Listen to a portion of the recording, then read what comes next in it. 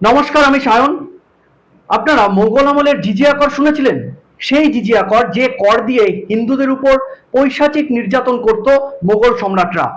হ্যাঁ, আকবর সেই কর তুলে দিয়েছিল। আমাদের ইতিহাসে শুধু এতটুকুই পড়ানো আছে, কিন্তু আমাদের এটা বলা হয়নি আকবরের পূর্বসূরি এবং উত্তরসূরিরা সেই কর দিয়ে কতটা নির্যাতন করত ভারতবর্ষের হিন্দুদের।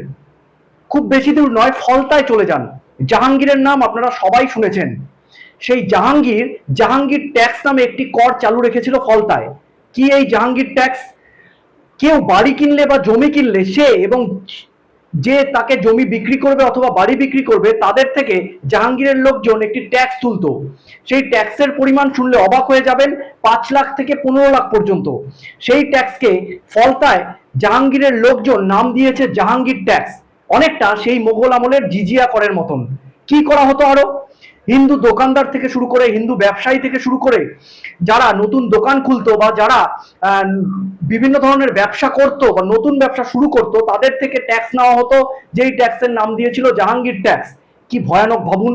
মোগলরা আমাদের উপর নির্যাতন করার জন্য এইরকমই একটি ট্যাক্স চালু করেছিল। সেই ট্যাক্সই চালু আছে ফলতায় জাহাঙ্গীর খানের আমলে, অর্থাৎ চালু ছিল, কেননা উনি তো এখন হেরে গেছে।